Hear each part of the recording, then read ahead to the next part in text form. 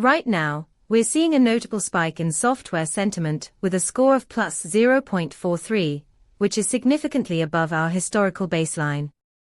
This is paired with a momentum of plus 0.28 over the last 24 hours. What's driving this sudden positivity? We've identified 17 distinct semantic clusters, suggesting a diverse range of positive discussions around software, something we rarely see so concentrated. Imagine you're building a product and need real-time insights into user sentiment. Our API returns detailed sentiment analysis for software topics, helping you gauge user perceptions instantly. With this data, you can pivot your strategy or adjust features based on actual user sentiment rather than assumptions. For more insights on how to leverage this, visit us at pulsebit.logenterprise.com/docs.